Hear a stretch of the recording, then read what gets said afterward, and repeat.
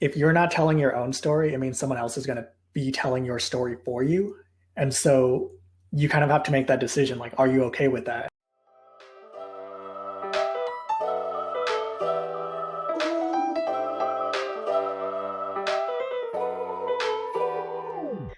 Hi, my name is Asha Bynoe-Berry. I am a BAYCAT studio intern and your host for this season's Backstory with BAYCAT. Today we've invited Fox Nakai, independent filmmaker and video media producer. Yeah, so thank you for being here. Yeah, it's my pleasure. Okay, so let's get into it. What was it like to grow up with a mixed culture and background in California? Growing up mixed race and having like a mixed culture and background family in California was really interesting. And I think as a kid shaped me in ways that I didn't fully understand until more recent part of my life. You know, kind of growing up not white in America, you're no matter what, if you're not white, you're kind of always aware that you're like this other, right? But I think for a lot of my friends, they were able to find community in their ethnic groups and cultural groups. And something that can be a little bit challenging about being mixed race is that, you know, being Japanese, being Mexican, hanging out with other Japanese people, you're also aware that you're not like fully Japanese and they kind of see you as an other. But then when you hang out with like your Mexican family and your Mexican friends, they're also aware that you're like other, that you're like another group. And so it's kind of a challenge where it's like, you don't fit in with the dominant group, but you also don't fit in with like any of these other groups that like you should be able to find comfort in. And so I feel like you kind of have to learn how to be adaptable and kind of like, you know, get in where you fit in, but also like there's a part of you where you always kind of feel like you're like just out of sync. And I feel like a lot of that was really difficult growing up, but as an adult, I'm becoming more aware of the ways that it shaped me in both for positive and negative. Do you think that like having that study in poli-sci, that kind of grounds the sense of identity, like that search for identity? I mean, the thing I should mention is that I didn't intentionally become a filmmaker. You know, grew up always really wanting to be a professor and really wanted to figure out ways that I can help influence society and politics. And I was like, okay, studying political science and history is the way to do it. You learn about what happened, you learn about the tools that are effective, and then you help teach that to other people and or lend that knowledge to organizations.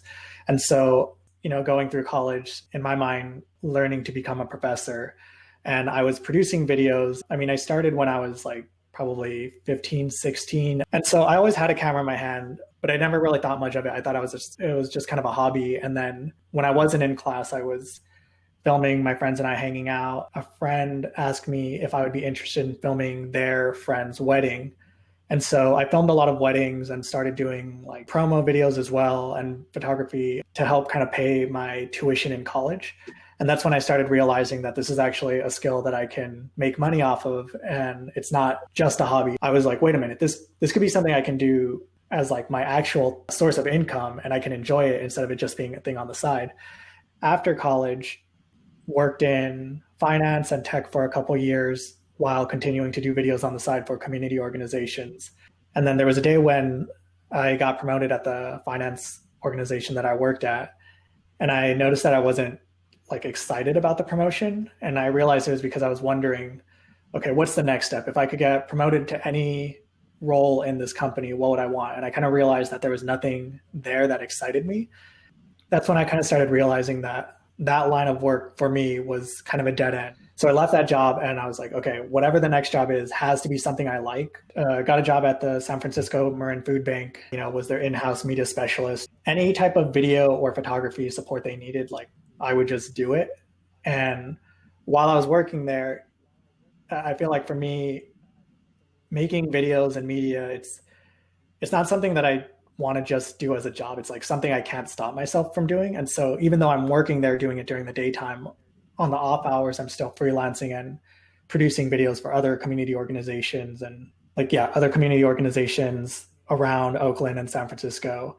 and trying to figure out how I can help amplify voices through the skill sets that I have. And once I gained more momentum, I was able to become hired as like either a post-production specialist or like a video producer. And now I'm doing it freelance. It's your voice and your identity is very prominent in your portfolio, and seeing that work and the passion that you have for just community and people and being creative and all of those things, it shows. And I think that's something you should be very, very proud of. You know, I think it's awesome. Yeah. I think something else I'd want to add to that is just that we're all aware that the media landscape, like most industries, isn't super diverse, especially when you talk about the people at the top.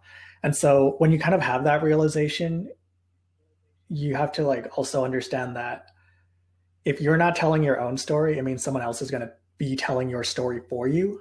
And so you kind of have to make that decision, like, are you okay with that? And, you know, as somebody that is often a part of these community organizations trying to bring about social change while also being somebody that's technically skilled at being able to produce like media, I feel like you kind of have an obligation to use those skills in order to help tell those stories that you're a part of. Otherwise, someone else is going to tell them for you.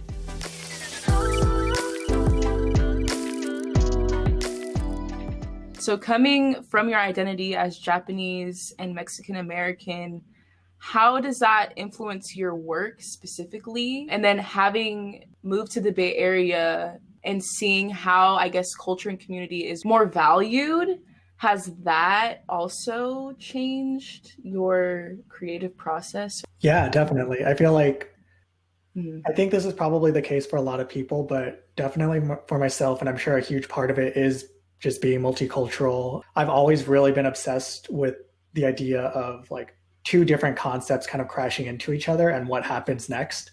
And I feel like even with the artists that I really love the work that they're doing, it's always people that are combining different genres or taking two ideas that you would never think would go together and kind of like just throwing them together and then creating something really cool and unique out of it. And then as far as moving to the Bay and kind of reassessing my identity once I've arrived here, I would say I always struggle to know, what's really driving it, because I do feel like I've come more into my identity since moving to the Bay Area, Oakland in particular. But it's hard to tell if it's because the Bay Area just really fosters a sense of value for different cultural and ethnic groups, or if it's something about 2020 and we just like care more about that now. If it's, the age that I'm at, where now I'm more deliberate about my identity and things like that. In the last decade living in the Bay, I've definitely come to accept myself as Japanese and Mexican in ways that, looking back, I realize, I was very much rejecting myself when I was younger and living in LA. Why is food a major theme in your projects? And is that intentional, or is it just something that just happened? I would say it's a mix of both. So, kind of earlier on in my career as a filmmaker, I was just taking any type of video assignment that I could get just because I really wanted to be making videos all the time and I wanted to be getting money for it. I was doing promo videos, I was doing wedding videos, I was doing videos for community organizations. And I started realizing that the community organization videos were the ones that I was enjoying the most and felt most meaningful to me. But even within that space, there's so many great community organizations doing just really important work in the area. And so something I started noticing was that food politics was kind of a space that combined a lot of interests that I had and a lot of different causes, because food is something that we all need. And at the same time, it means there's a huge industry behind it. And so there's exploitation all over the place. Food politics, it's going to touch on, immigration. It's going to talk about racism. It's going to talk about like environmental degradation. It's going to talk about animal rights. It's going to talk about health. It's going to talk about like pretty much any type of politic. It's going to be a part of food politics and food justice at some point. And so by starting to specialize more in the food justice space, I was able to meet other people that cared about similar topics that I cared about. And it was specific enough where the work always felt meaningful to me, but it was also broad enough where I can kind of like jump onto a slightly different topic, but still be within my lane working in there. So some of my projects are more about food and cultural traditions that are tied to food, but then other parts are more about who has access to healthy food, who's growing the food. And so because you have such a long line of like the food supply chains, there's just so many different stories you could tell within that space. For sure. Yeah, I never thought about it that way. That covers like so much, so many different things. And because it's food, I feel like it's something anyone can kind of like watch. So that allows for kind of an interesting way to talk about those things and those issues and having those conversations. It allows you to get very creative with that. So Totally. yeah, I hope more people get into that and do more research about that.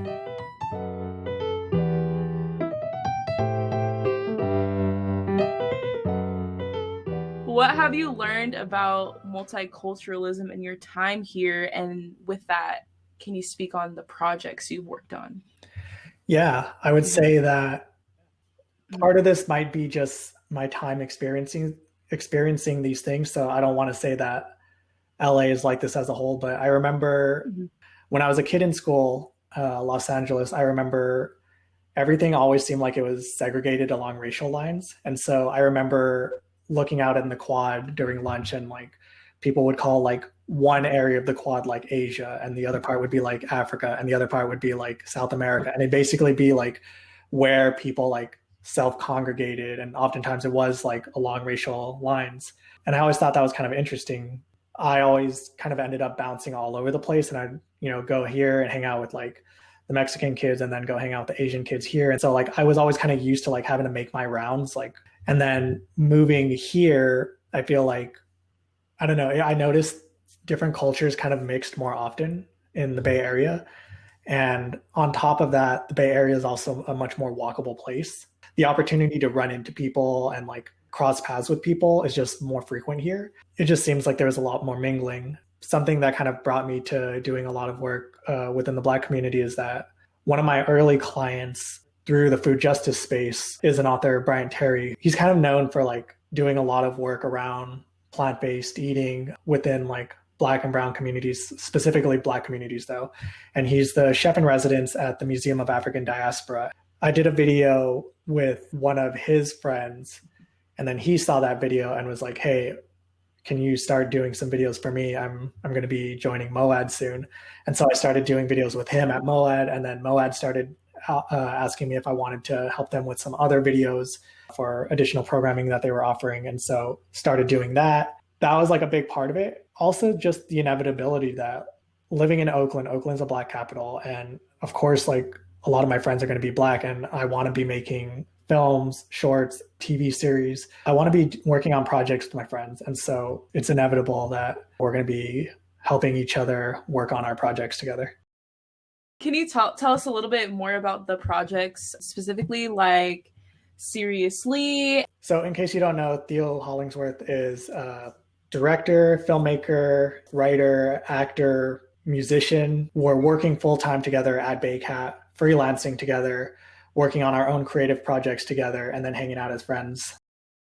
Theo was telling me about this idea that he's had for a while for Sirius Lee, based on the idea that, with these films like Back to the Future, oftentimes it's about a white protagonist that is able to have fun by going back in time. But if you're a person of color, especially if you're a Black person, you're not going to have like a fun time going back in time. Like the further back you go, the worse it's going to be. So Theo wanted to kind of play around with that idea, but flip it instead. And so he brings somebody from the 80s. Seriously, he brings him from the 80s to 2020 Oakland.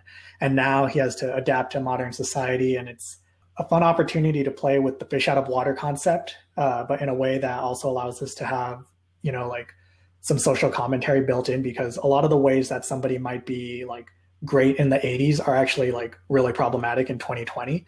And so it forces him to kind of like deal with a lot of these like issues and like grow in 2020 while also having the ridiculous concept of like having to go back in time and like working with his son, who's now like a middle-aged man that's like older than he is, and like just all these like really like just fun concepts to play with. And so we shot that this January. We shot every weekend for a month, produced a web series out of that. It makes me want to think about if that were real, you know what I mean? Like, what would the world be like, and how would the world change? And if people are even ready to have those conversations, you know what I mean? So those are awesome. Filmmaking in general, it allows people to kind of think about things that they wouldn't normally think about. Something that I've always loved about filmmaking is that I'm a super extroverted person and I love working with people. And I feel like filmmaking is kind of unique to me compared to other art forms in the sense that you can't really produce things by yourself. You kind of have to work with other people, whether it's like editors, directors, like actors, lighting people, sound people. There's just like, it's really hard to do it by yourself. I've always really enjoyed that producing media is such a collaborative process because it allows me to have something cool to work on with my friends. I don't consider myself a strong writer. I'm definitely much more of an editor and a DP.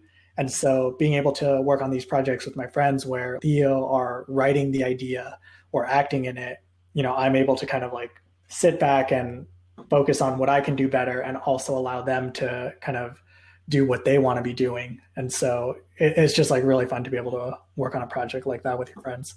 Where is it streaming again? Can you remind us? Yeah, so actually it just got picked up by Quelly. Quelly TV is indie global Black films. Lil Rel's on the team. And so he came across Sirius Lee and, reached out to Theo about it, or Theo reached out. I don't know which way it happened, but yeah, it got picked up by Quelly TV. And so it's going to be streaming on there now.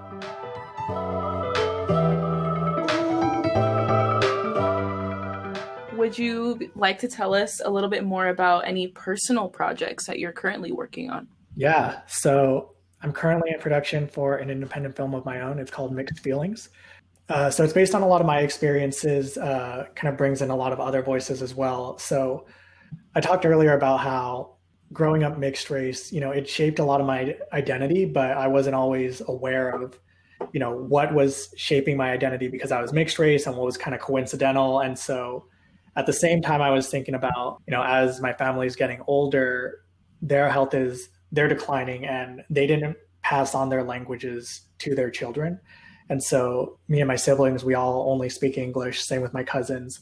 And so I was just having this realization that when the older people in my family start to pass on, like my dad, like my grandma, we're going to lose our ties to the language, Japanese and Spanish. We're going to lose our ties to the countries like of Mexico and Japan because it's like their family members that are there that we haven't really met, ties to the culture. And there were just so many things that I was realizing we were about to lose when we lose them. And so I started thinking about that and I kind of took it upon myself to basically force myself to like learn how to be like Japanese and Mexican. And it kind of started off as like almost a joke in some ways. I was like, yeah, like I'll try to become more Japanese and Mexican. Let's see what happens.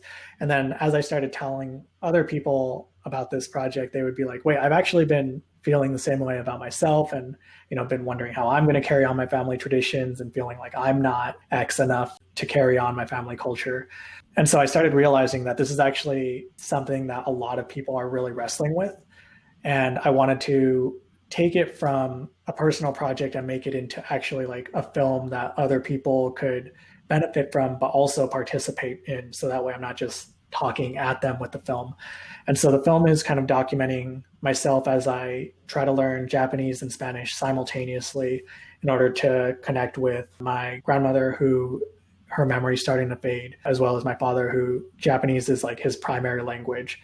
And so it's kind of about language, about connecting with family when it feels like you don't have the best relationship, trying to find your culture when it feels like really distant from the lives that we live today.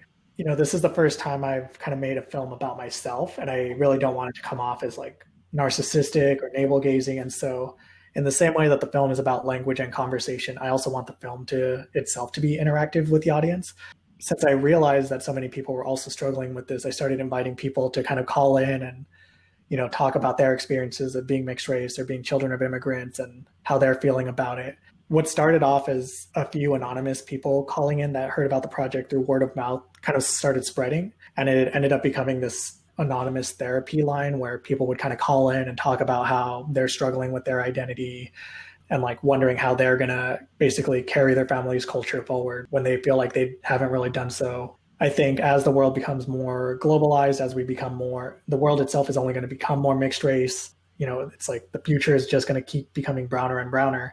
And as that happens, how do we carry with us our cultures that are special. And so things don't just become like brown and bland, but also still like have all those cool flavors that each of the cultures bring. Yeah, and that specificity, I guess, and the uniqueness of each. That's so cool. And I love how you mentioned like you want to get unique with your story and just like be organic and authentic, but at the same time, you still want it to resonate with many people. But I feel like that is kind of one and the same, like you having that story and telling your story just straight from yourself and from your mind. Like, it's crazy how no matter how personal stories can get, they still can relate to so many people. And I feel like that's the best part about it, like versus like a totally unauthentic story that maybe a few people will be like, oh, that's cool. But it's like, I feel like the more you do share yourself and put yourself into it, the more people it'll touch, because it adds that sense of humanity to it. You know what I mean? It's been tricky for sure, because it's like, I definitely want to be specific so it resonates with the right people, but I also don't want it to be so specific that it leaves off anyone that's not within that narrow margin.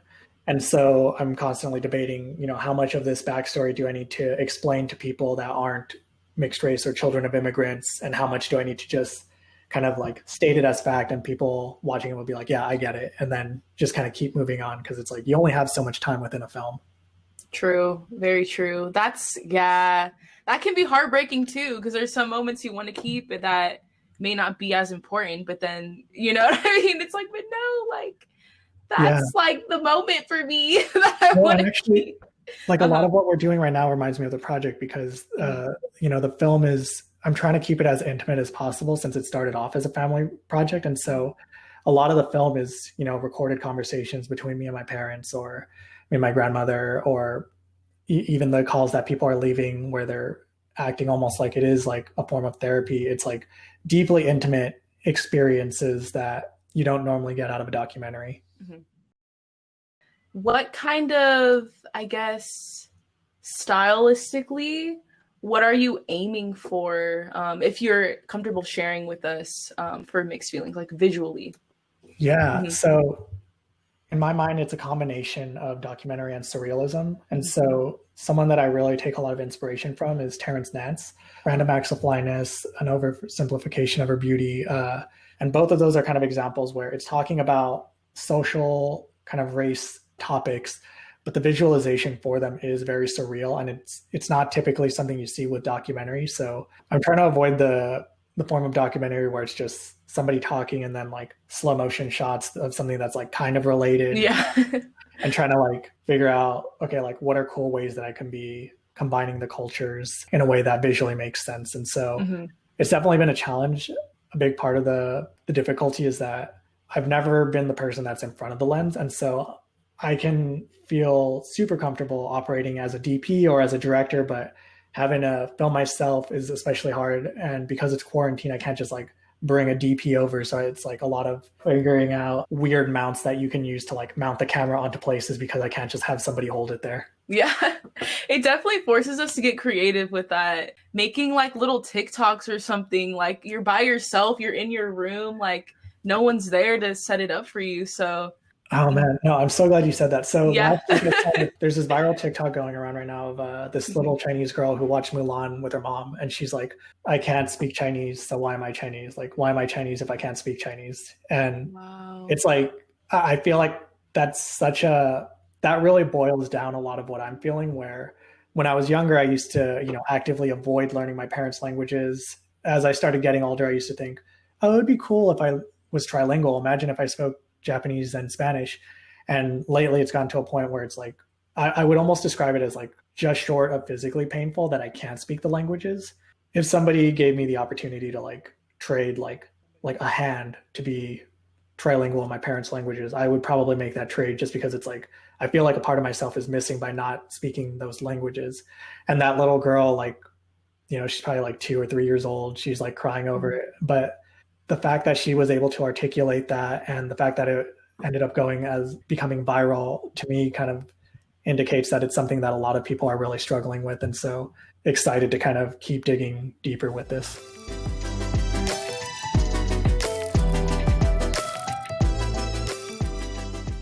Is there any socials you'd like to plug in for us to check you out on, or any other information you'd like to share?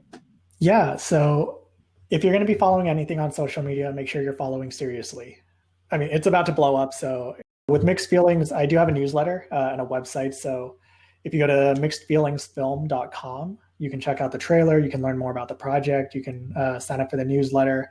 I'm frequently reaching out to people for help about either getting more people interviewed or just support with different scenes and stuff. So yeah, that sounds so cool though. Just like that whole process. And I hope we get to see like a little sneak peek of it, if not the whole process and experience. But yeah, I'll totally send it your way once it's ready. Yeah, thank you. Cool. Thank you so much for being part of this episode today. And it was awesome talking with you and getting to know you and your story and the projects that you're working on. And I hope you enjoyed it too. Yeah, this was really fun. Thanks for having me on. Thanks for joining us today on Backstory with BAYCAT. If you enjoyed our conversation, please subscribe and leave a review for our podcast. All social media handles and website links mentioned are in the show notes below. Until next time, stay creative.